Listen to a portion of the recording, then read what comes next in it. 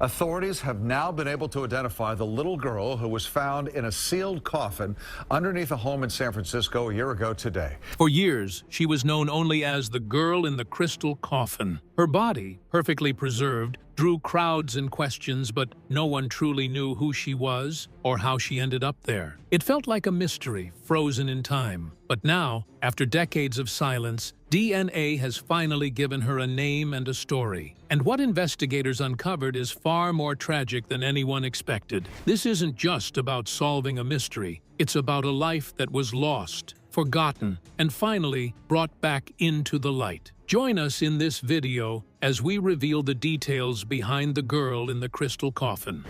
The moment science spoke, the mystery of Miranda Eve had reached a dead end. She was nicknamed Miranda Eve. Historians had done all they could. Genealogists had traced family lines as far as records would allow. But there was still no certainty, only educated guesses. To finally uncover the truth, researchers had to turn to something more precise. They needed science. They needed DNA. The responsibility fell to teams of scientists at the University of California, Davis, and later UC Santa Cruz. What they were attempting was far from simple. Extracting DNA from hair is already delicate work, but this sample was more than 100 years old. Time had taken its toll. The genetic material had broken down into tiny fragments, each only about 50 base pairs long. It was like trying to piece together a shredded document where most of the pieces were missing. There was another challenge, too: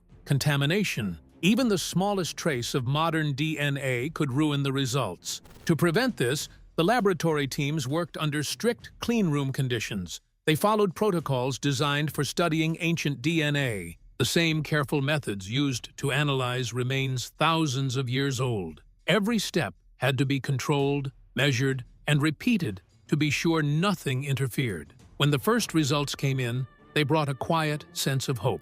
The nuclear DNA confirmed that the child was female. This matched what had been believed from the beginning, based on her appearance. It was a small detail, but an important one. It meant they were on the right path. Then came the mitochondrial DNA analysis. This type of DNA is passed down through the maternal line, from mother to child. It revealed that she belonged to a group known as haplotype Y1A1E. This lineage is most commonly found in the British Isles. That detail mattered more than it might seem. In the late 1800s, San Francisco had a large population of immigrants from Britain and Ireland. The science was starting to align with history. But DNA alone wasn't the whole story. Researchers wanted to understand how she had lived and how she had died. For that, they turned to stable isotope testing. By studying nitrogen isotopes in her hair, they could see changes in her diet over time. At the same time, the professor and his team were doing DNA tests on strands of Edith Cook's hair. What they found was heartbreaking. In the final months of her life, she had experienced severe nutritional stress. The data showed a steady decline, beginning about 3 months before her death. Her body had been wasting away. This wasn't a sudden illness or accident. It was slow, gradual, painful. This matched the diagnosis found in old funeral records: marasmus. At the time, the term was used for extreme undernourishment, often linked to prolonged illness. Doctors in the 19th century didn't fully understand it, but today we know it often came from diseases that prevented the body from absorbing nutrients properly. The science confirmed what the records had suggested. She had suffered before she died. The next step was the most critical one. If they could match her DNA to living relatives, they could finally give her a name. Through earlier research, 2 possible families had already been identified. Both had children who could have been buried in Oddfellows Cemetery during the 1870s. Investigators reached out to living descendants from these families. It wasn't an easy request. They had to explain the mystery, the history, and why their help mattered. Some agreed to provide DNA samples. When the comparisons began, everything changed. The results showed strong genetic connections between the child and one living man, Peter Cook. These weren't small similarities. They were long, continuous stretches of shared DNA. far too significant to be a coincidence. This kind of match is known as identity by descent. It means two people share a recent common ancestor. This was the turning point. After months of work, the evidence was finally clear. The child in the crystal coffin was not a stranger. She belonged to the Cook family. With that breakthrough, researchers shifted back to historical records. Now that they knew the family, they could search with precision. They traced the Cook lineage, cross-referenced it with cemetery logs, and looked for a child whose story matched the evidence. Everything led to one name. Miranda Eve was Edith Howard Cook. Her real name is Edith Howard Cook. She was the second child and first daughter of Horatio Nelson Cook and Edith Scoofy Cook. Records showed she was born on November 28, 1873, and died on October 13, 1876. She was just 2 years, 10 months, and 15 days old. Her funeral took place 2 days later, and she was buried in the family plot at Oddfellows' Cemetery. Her parents were well known in their community. Her father was involved in leather manufacturing, a successful business at the time. Her mother came from a family with Greek roots and connections to San Francisco's consular circles. By all appearances, Edith was born into comfort and stability. But even wealth could not protect children in the 1800s. Her cause of death was listed as marasmus. Today, experts believe it was likely caused by an underlying infection, something that slowly weakened her body until it could no longer recover. The isotope analysis confirmed that she had endured months of decline. She had been fighting something her body could not overcome. This was not unusual for the time. San Francisco faced frequent outbreaks of diseases like diphtheria, cholera, and tuberculosis. Many children did not survive them. Edith's story, while deeply personal, was also part of a larger, harsher reality. For her family today, the discovery brought mixed emotions. There was relief in finally knowing the truth, but also sorrow. Peter Cook, the relative whose DNA helped solve the case, had never imagined he would be part of something like this. Yet his contribution became the final piece of the puzzle. Edith was no longer an unknown child. She was a daughter who had been loved and mourned. But there was one more layer to the tragedy. In the 1930s, when Oddfellows Cemetery was dismantled, many bodies were moved. Families believed their loved ones had been relocated, but Edith had been left behind. For nearly a century, her relatives thought she rested elsewhere, unaware that she remained alone beneath what would become a San Francisco neighborhood. When the announcement was made in 2017, the mystery was officially solved. But it wasn't just about science. It was about restoring a name, a story, and a place in history to a child who had been both remembered and forgotten. But before solving the mystery, where did it all begin? And how did the story of Miranda Eve come to be? Keep watching to find out. Whispers beneath the floorboards. Edith Cook's story did not end with her burial. More than a century later, her small metal casket was discovered beneath a garage in San Francisco's Richmond district, the very ground where Oddfellows Cemetery once stood. By then, the cemetery had long been removed, replaced by homes and quiet streets. Life had moved on. But beneath one house, something had been left behind. The discovery happened while the homeowner, Erica Carner, and her family were away, staying with relatives in Idaho. Workers had been remodeling the property when they made the unexpected find. Buried below the garage was an airtight metal coffin. Inside it lay the preserved body of a little girl, dressed in white, as if time had barely touched her. For most people, that would already be unsettling enough. But for the Carner family, strange things had been happening even before the coffin was uncovered. Erica recalled moments that were hard to explain. On at least 2 occasions, she and her husband heard what sounded like children's footsteps running through the house. It wasn't just a faint noise, it was clear enough to make them stop and listen. The sound of small feet moving quickly across the floor. The strange part was that their 2 daughters were never the source. Each time the footsteps were heard, The girls were either asleep or in a completely different part of the house. There was no simple explanation. Even more unsettling, the sounds didn't stop after Edith's body was found and removed. Erica shared that contractors working on the house experienced the same thing. On separate occasions, different workers reported hearing footsteps inside the home.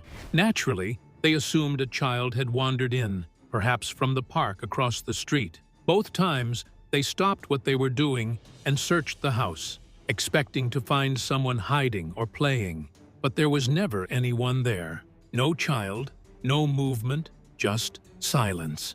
Moments like that are easy to dismiss at first. A trick of the mind, maybe. Old houses make noise, floors creak. But when different people, at different times, hear the same thing, it becomes harder to ignore. Still, Erica didn't speak about it with fear. If anything, her words carried a sense of calm curiosity. She admitted she wasn't certain what happens after death, or where a soul might go, but she couldn't help wondering if the child, who would later be identified as Edith, had somehow remained tied to that place. Not in a frightening way, but in a quiet, lingering presence. Her hope was simple, that once Edith was identified, once her story was known, she might finally find peace.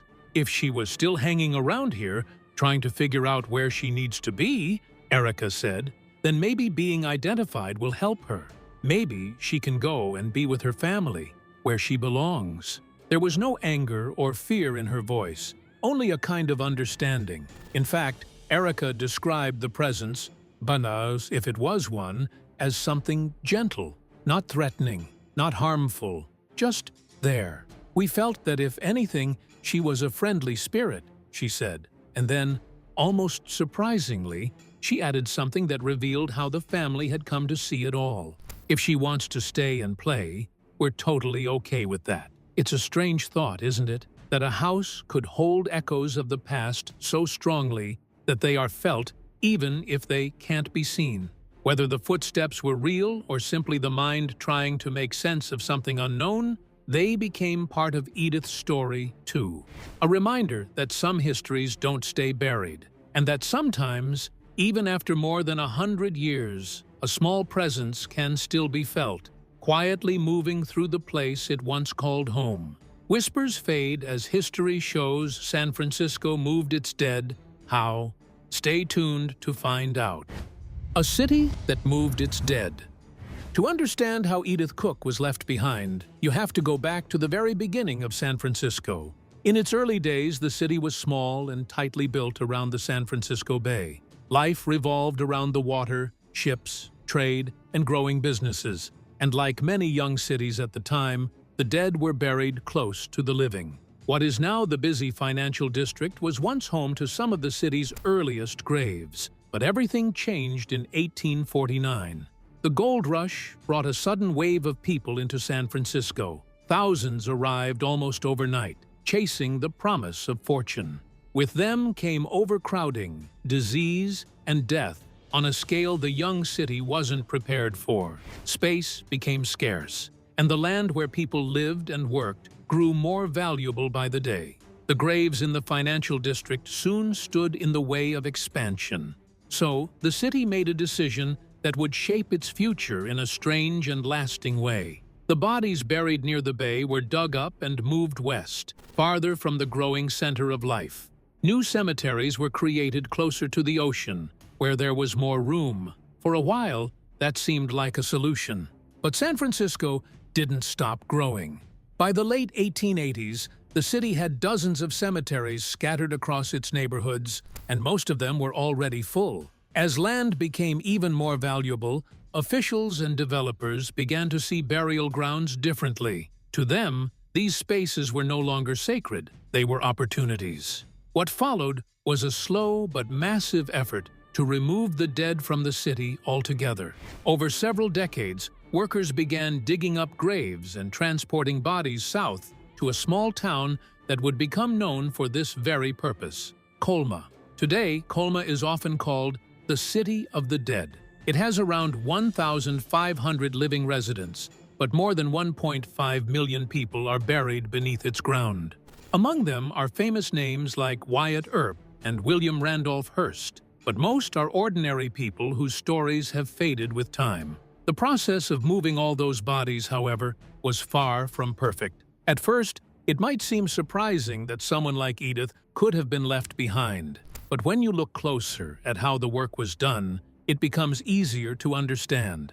An explanation from one of Edith's researchers sheds light on the reality of those efforts. There were no bulldozers tearing through the ground, no modern machines scanning for what lay beneath. In fact, the process was slow, careful, and very human.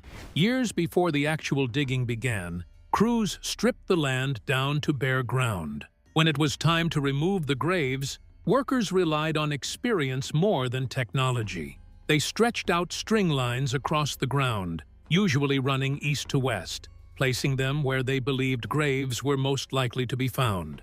Then came the most unusual part. Using hardened brass rods, workers would push into the ground at set intervals. By feel alone, they tried to detect what was buried below. Skilled workers could tell the difference between a solid casket, a collapsed grave, loose ashes, or nothing at all. It was almost like reading the ground with their hands. Once they believed they had found a grave, they marked the spot and began digging. Every hole was made by hand, and only to the depth they thought was necessary. If something was missed, if a grave lay just outside those lines, or deeper than expected, it could easily remain hidden, and many did. In a process that involved hundreds of thousands of bodies, even a small margin of error meant that some people were left behind. Forgotten not out of neglect, but because of the limits of the methods used at the time. That is likely what happened to Edith. Her small casket, sealed and buried, went unnoticed. While others were moved to Colma, she remained where she had first been laid to rest, beneath what would eventually become a quiet neighborhood.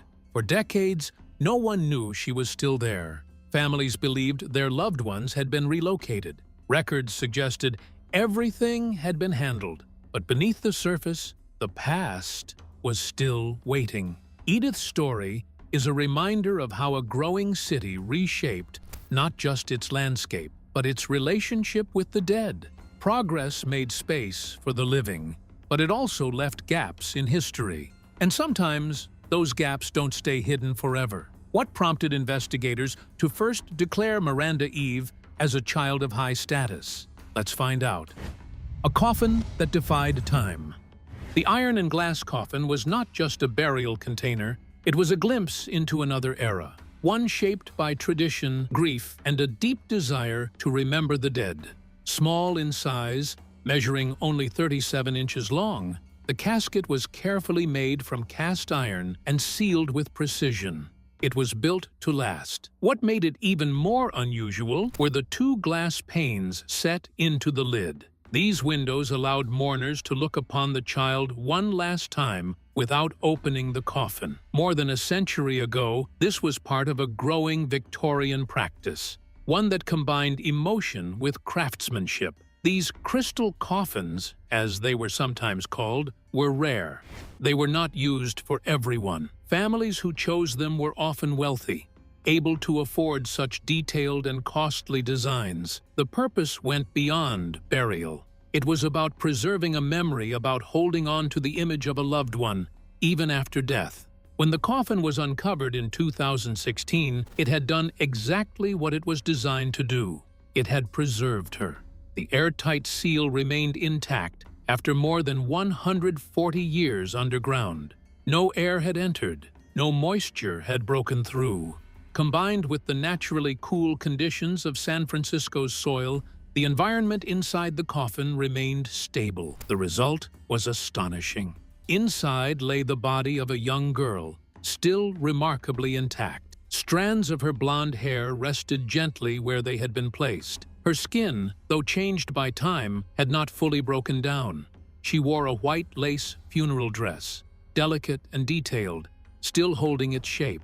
Across her chest was a small floral cross. The flowers had faded over time, their colors softened, but their form remained clear. For forensic experts, this detail mattered. It spoke of care, of a family that had taken time to prepare her burial with tenderness. Every element, the dress, the arrangement, the coffin itself, reflected love and attention. This was not a forgotten child at the time of her death. She had been mourned. Beyond its emotional impact, the coffin offered something else: answers. Because of the body's condition, scientists were able to collect hair samples and study them in ways that would normally be impossible after so many years. These samples later became key pieces of evidence, helping researchers understand her health, her final months, and eventually, her identity. The coffin itself also told a story. Its design, along with her clothing and the way she was laid to rest, pointed clearly to the late 19th century. This matched the time when Oddfellows Cemetery was still active. It helped confirm that she had lived and died during that period.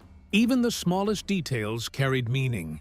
The style of her dress, the use of flowers, and the careful positioning of her body all reflected the customs and beliefs of her time. They hinted at her family's social standing, their cultural background, and their approach to death and remembrance. In a way, the coffin became a time capsule. It held not just a body, but a story waiting to be understood. For the Carners, the homeowners who discovered it, the experience was almost unreal. What had once been a normal backyard suddenly felt like something entirely different. Their property had turned into an archaeological site, a place where history had quietly been waiting beneath the surface.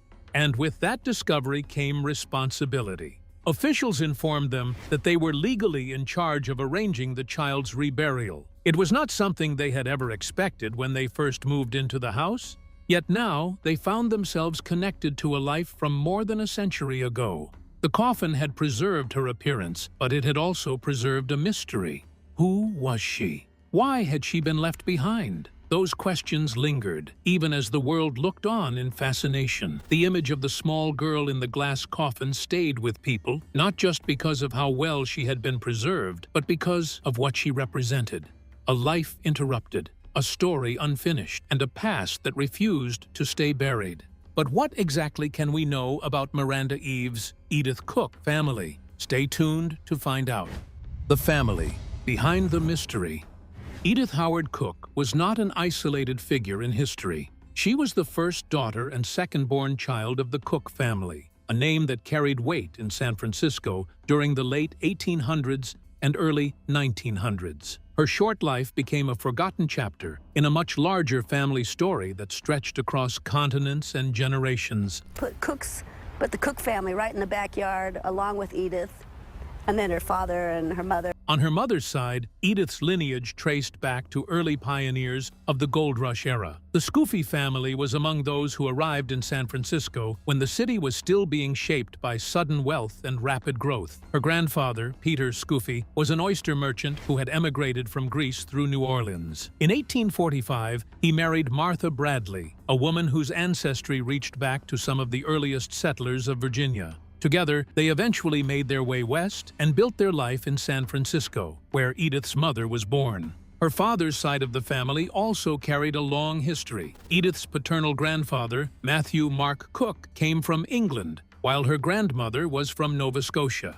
They had 7 children and settled in San Francisco years after the Scoofy family. Among those children was Edith's father, Horatio Nelson Cook. Matthew and Horatio Cook established a business called M.M. Cook & Son, focused on leather belting and hide tanning. After Matthew's death, Horatio continued the work with his sons Milton and Clifford, later renaming the company H.N. Cook Belting. Over time, the business grew and lasted for generations, eventually merging in the 20th century and continuing under new ownership well into modern times. Though Edith never lived to see it, her family became part of San Francisco's upper social circles in the early 1900s. Their influence extended beyond business into society itself. Today, the Cook family line still continues. According to descendant Peter Cook, the family has expanded across generations, including children, grandchildren, and great-grandchildren spread across the United States. For him, learning about Edith was not just about uncovering history. It was about reconnecting with a past that had been partially lost. He had once tried to trace his ancestry, but found only limited records. The discovery of Edith changed that. Suddenly, missing branches of the family tree were filled in, stretching back centuries. With the help of researchers, his lineage was traced even further than expected, reaching into the early 17th century. For him, it was more than genealogy. It was a restoration of identity and continuity, linking the present family to a long and complex history they had not fully known. From a time-defying coffin to a story finally rediscovered. What comes next? Keep watching to find out. Forgotten but remembered. Even after Edith Howard Cook was finally identified, one question refused to go away. If thousands of graves from Oddfellows Cemetery were moved in the early 1900s, how did hers remain untouched? The answer is not as mysterious as it first seems, but it is unsettling. Mass exhumations are never perfect. During the 1930s, workers were tasked with relocating thousands of bodies from San Francisco to Colma. Colma was created as a necropolis in 1924 to the city of San Francisco. It was a massive operation done over time, often with limited records and human judgment guiding the process. Mistakes were not just possible, they were inevitable. Some graves were clearly marked and easy to find. Others were not. In Edith's case, there are a few likely explanations. Her iron and glass coffin may have been buried deeper than most, making it harder to detect. Workers at the time relied on simple tools and experience, not modern technology. If her grave sat just outside the areas they searched, it could have been easily missed. There is also the possibility of a clerical error. Records from that era were not always complete or accurate. A missing name, a misplaced note, or an unmarked grave could mean the difference between being moved and being forgotten. Whatever the exact reason, the result was the same. Edith stayed behind. As the years passed, the cemetery disappeared. The land was cleared, divided, and rebuilt. Homes replaced graves. Streets covered what had once been burial grounds. Life continued, layer by layer, over the past. And beneath it all, Edith remained. For more than 80 years, she rested quietly underground, beneath lawns, driveways, and the everyday routines of families who had no idea she was there. Children played above her. Cars passed over her. Entire lives unfolded just feet away from where she lay. No one knew, until the day she was found. Her rediscovery forced the city to face something it had long moved past. San Francisco, like many old cities, is built on its own history, but not all of that history is visible. Some of it lies buried, both literally and figuratively. Edith became a reminder of that hidden past. She showed that not every story had been properly finished, that even in a carefully planned relocation, some lives had slipped through the cracks. But from that oversight came something unexpected. Her case became more than just a mystery. It became an example of what modern science can do. By combining DNA analysis with genealogical research, investigators were able to achieve something that would have been impossible decades ago. They didn't just guess who she might have been, they proved it. In doing so, they turned a haunting question into a confirmed piece of history. Edith was no longer an unknown child in a forgotten grave. She became a documented life, with a name, a family, and a story that could be told with certainty. And her impact didn't stop there. Edith's story reaches beyond her own life. She represents the many children of the 19th century who died from illnesses that today are often preventable or treatable. Back then, even families with money and status could not protect their children from disease. Her short life reflects a time when loss like this was tragically common. But there is also something else her story represents, something more hopeful. Memory. The idea that even after being forgotten for more than a century, a single discovery can bring someone back into the light. That a small coffin, sealed and hidden, can one day reconnect a family, a community, and a piece of history. People came together to understand her story. Scientists, historians, and even strangers played a role in giving her identity back. In a way, she was mourned all over again, but this time, she was also remembered. The little girl once called Miranda Eve is no longer a mystery. She has her real name now, her real story, her rightful place in history. She is Edith Howard Cook, and instead of being just a tragic discovery beneath a city, she has become something more. A quiet but powerful reminder that the past is never truly lost, and that with time, care, and science, even the smallest voice can be heard again. What are your thoughts about the solved mystery of the girl in the crystal coffin? Let us know in the comments section below.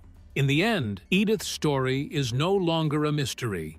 DNA gave her back her name, her family, and her place in history. A tragic past finally made whole again. If you enjoyed this story, like, subscribe, and stay tuned for more real-life mysteries uncovered.